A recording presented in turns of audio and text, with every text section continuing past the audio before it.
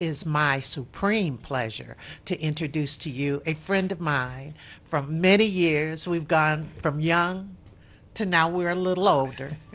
This is Mr. Rudy Hendrix. Good, good morning. Good morning, Brenda Perryman. How are you? We're doing great, thank you. I know. It's like we have these lives, from the days when we were had so much. We went to college together. 18, 19 years old. Yeah, 18. Come up to the mic and make sure we Oh, hear I'm you. sorry. Okay. No problem, no problem. 18. 18. It's been a while.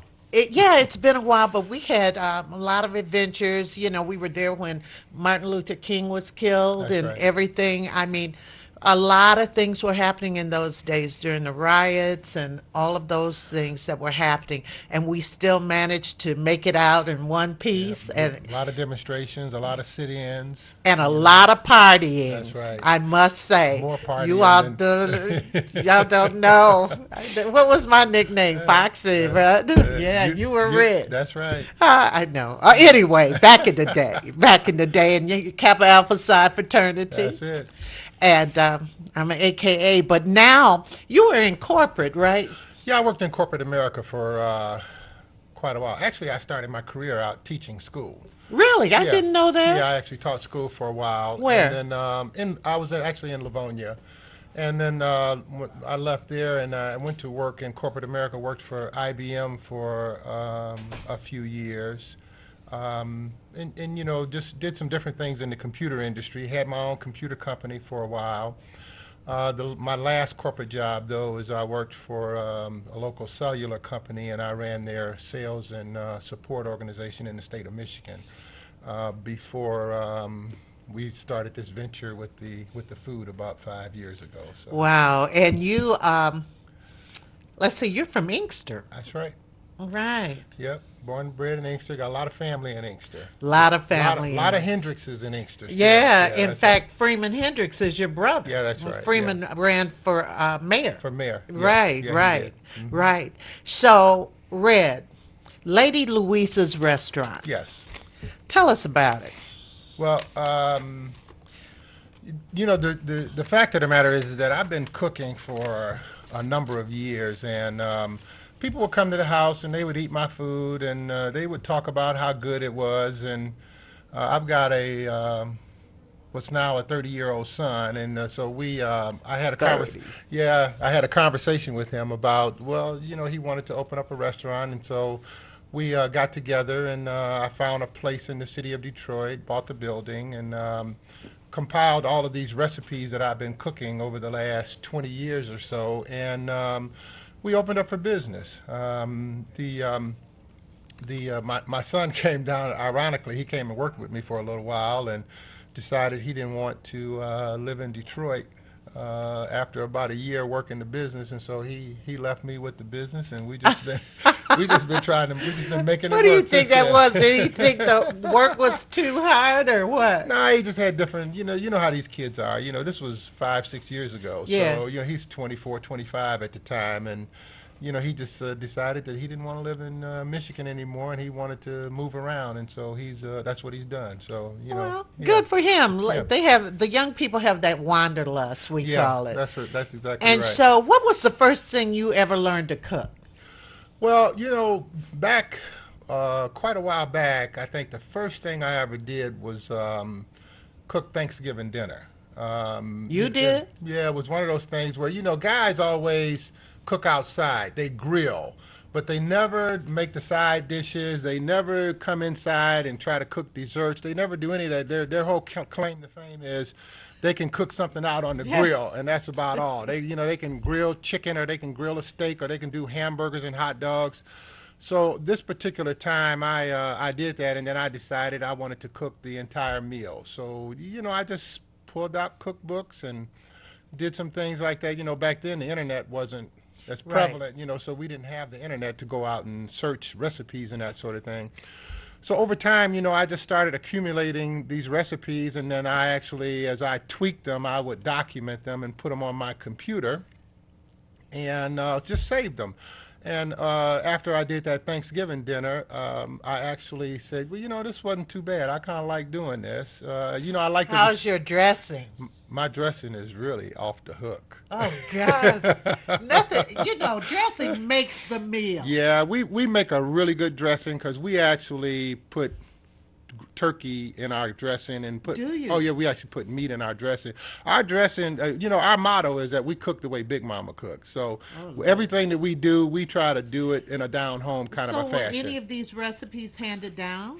Well, you know what? Not really. My father cooked, and so I think I got a level of comfort from seeing him in the kitchen all the time. But by and large, everything, all these recipes, I just kind of created them on my own over time. Like the smothered catfish, as an example. Well, yeah, that's what I was getting ready to get Yeah. into. Well, this is our signature dish here, the smothered catfish. And the way that came about was I was in New Orleans, and I was eating gumbo and jambalaya and etouffee and that sort of thing. And so I came home, and I decided that, well, I'm going to try to learn how to make this. And so I made the etouffee, and then one day I just put it on top of some fish, as a sauce kind of, and it was so good. So that we ended up making Oh, my this. goodness. We actually make this our signature dish. So it's a catfish fillet that sits on a bed of rice, and then we smother it with some shrimp etouffee. And in our neighborhood, we kind of call it shrimp gravy because that's kind of what people relate to. And it's our signature dish. It's really, really good, quite frankly. Wait, don't yeah, move don't move it. Okay. It has a bit of a spice to it. Well, we try not to make it too spicy, but, if you ate it at my house, it would be a lot spicier than it is because that's kind of the New Orleans Cajun-style cooking process that we go through. And you have yams? Yep, those are yams. And in our restaurant, we cook everything from scratch. So yams, we get a box of yams and we peel them.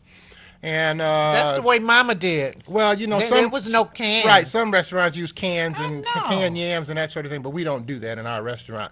The same thing is true for the collard greens that we have. We pick our greens from scratch. Yeah, I go down to Eastern Market, I pick up the collard greens down there, and then we cook them and cook them from scratch basically. So. Oh my goodness. Tell the audience where Lady Louisa's is again. We're actually at the corner of 6 Mile and Greenfield. And our landmark we always use is there's a McDonald's there, and we're right across the street from the McDonald's. People in the neighborhood know us because it used to be a Chinese restaurant. Oh, really? Yeah, it used to be a Chinese restaurant, and we're right there on that corner next to the oil change place on 6 and Greenfield. We're actually on 6 Mile is where we are. And you created this catfish dish. That's smothered catfish, yeah. Oh my goodness! I hate to eat on camera, but Well- ladies and gentlemen, when food's in front of you, now tell me why Detroit? Why did you decide to stay in Detroit? Well, I think it was probably a combination of reasons. Because we cook primarily soul food, if you will. That is, in Detroit, that's kind of what people like. That's the kind of food they want. This is food that everybody's mother and grandmother made at some point in their life. But you have some healthy choices with this. Well, we do. As a matter of fact, like as an example, we don't cook with any pork at all. So we actually cook more with smoked turkey, but we're kind of actually gravitating away from that because we're getting more and more customers that are asking us for vegetarian type dishes. And so we season our food appropriately, but we've taken the meat out of it as an example. So in our place too, if you come here, we don't have any pork in any of our food. So Well, if you that's good. want pork in our restaurant, you have to ask for it. Like these rib tips, as an example.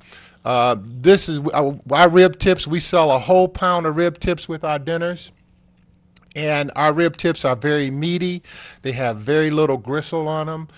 We sell ribs there also. And when you talk about healthy choices, the other thing, and I should have brought one, but probably the second most popular thing we sell is a Cajun turkey wing.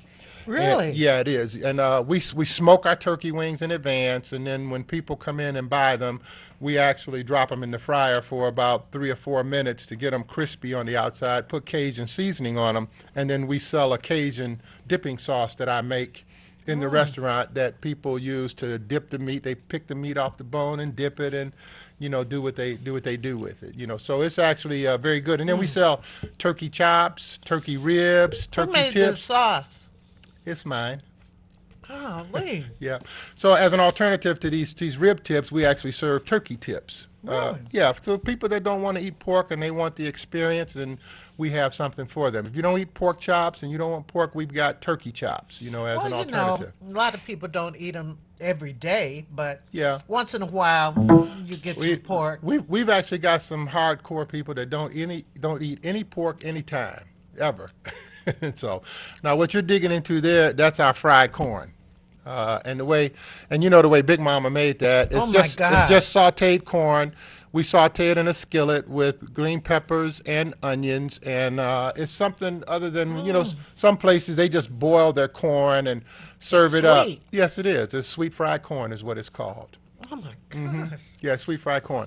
And then next to it, this is one of our more popular side dishes. Also, it's actual barbecue spaghetti.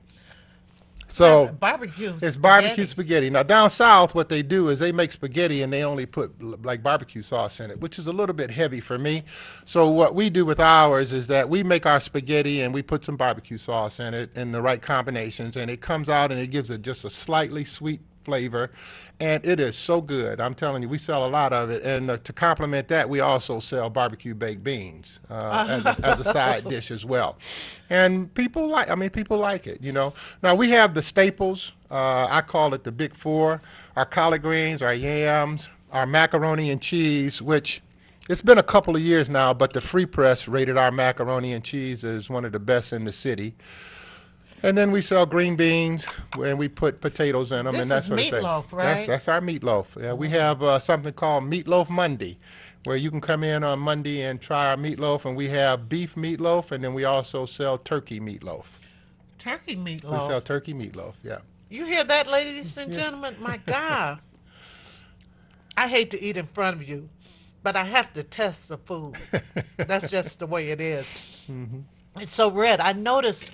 Oh, I'm sorry, Rudy. Yeah, I noticed on your on the menu. you have it divided up. There's so much here. And let's talk about these desserts. Yes.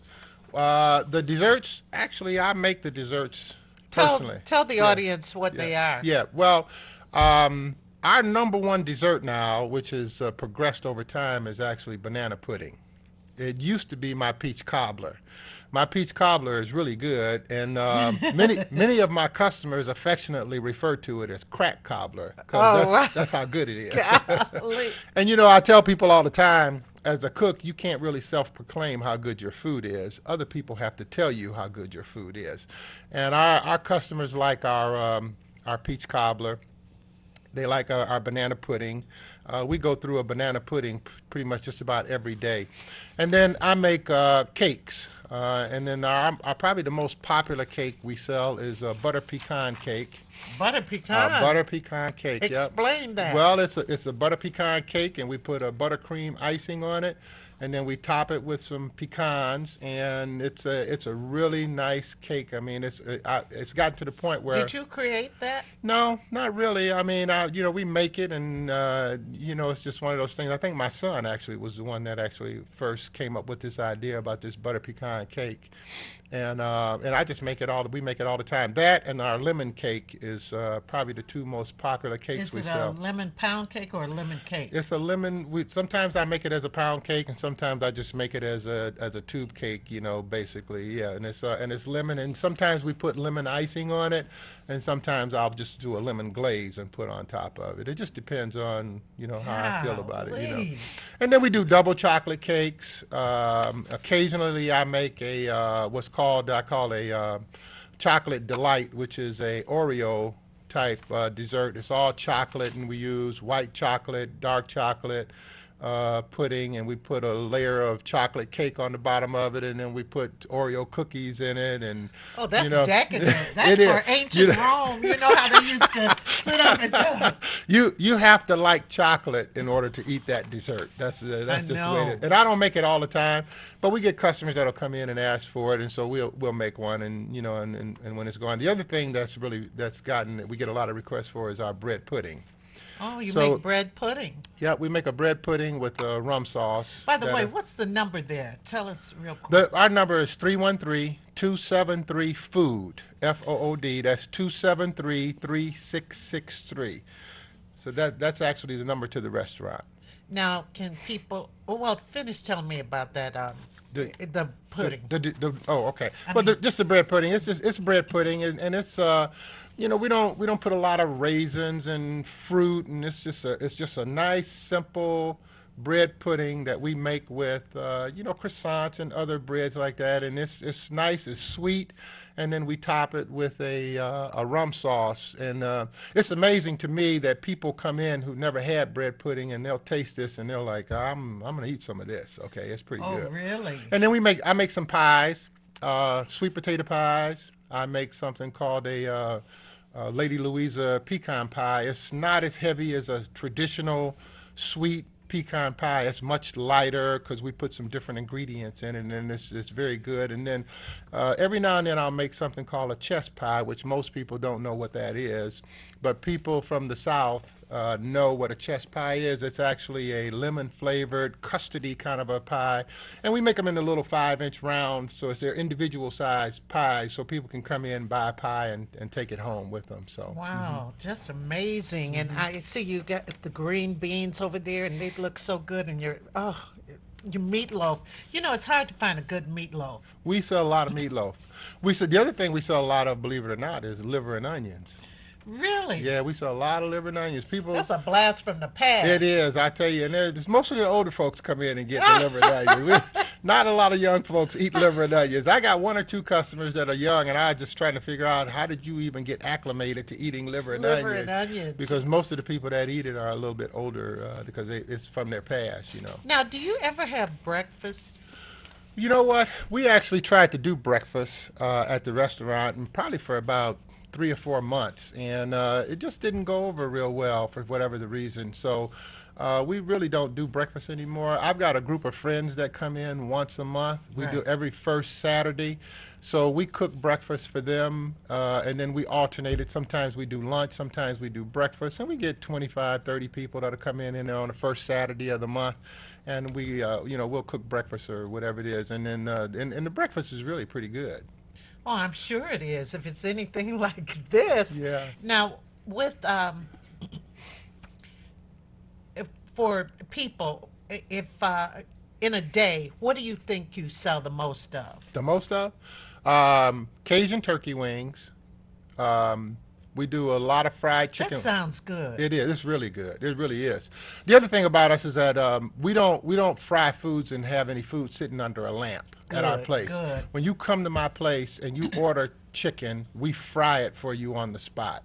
So it takes a little bit longer for it to come out, but we're not a fast food restaurant, and we don't pretend to be a fast food restaurant Right. either. So, I you mean, you can order. people call ahead? Yes, absolutely. You can call in. You can call an order in, and you can call an order in. And if you've got 20 minutes or so, we'll fix your order for you, and typically it'll be ready by the time you get there. But we fry. We sell a lot of fried chicken wings, as an example. That's one of the more popular things we sell. Why do we love wings? I don't know. We just We do. love wings. We love fried wings too. We do. We like them fried. Okay. The other thing that we sell a lot of would just be regular fried catfish and fried whiting sandwiches and dinners. Those are the kinds of things that most of the people buy. What But kind of bread do you use? we only use wheat bread only. Good, That's all good. we use. We don't have any other bread but wheat Right. bread. Good.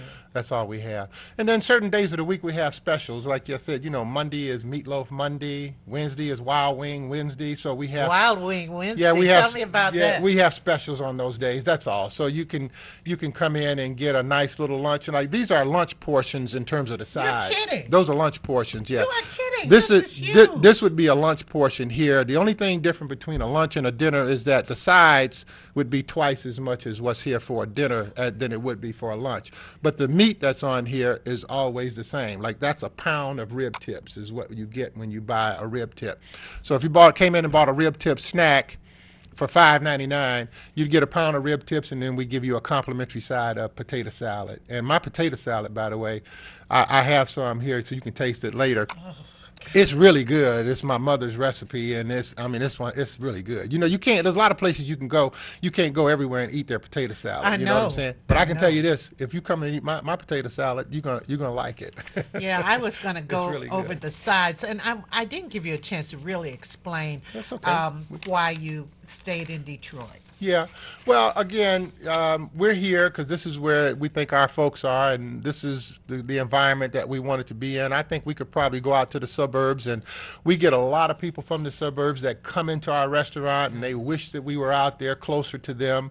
But we're in the city, and we're city people, and so we decided to support, being in Detroit, and we decided to just stay here for now. So that's where we are. I think that is fabulous, and I noticed you have gumbo. Tell us about your gumbo. We do. We sell gumbo, jambalaya, and etouffee as sides. And so you get at the gumbo. There's probably 1,000 ways to make gumbo, but I usually make the gumbo also. And so gumbo is a process. We make a roux. A roux is a New Orleans kind of a term where you actually take flour and oil and you cook it until it gets to a mahogany kind of a color.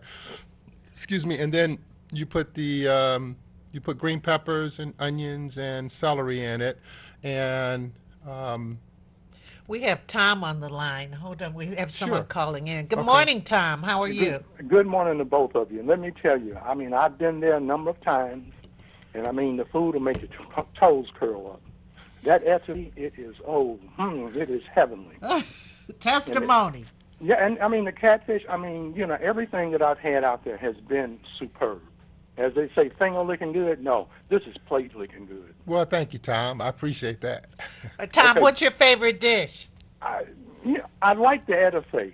I'm a rice and gravy kind of guy, but everything in there that I've had, like I said, I've had the whiting, I've had the catfish, I've had the etouffee, and that gumbo.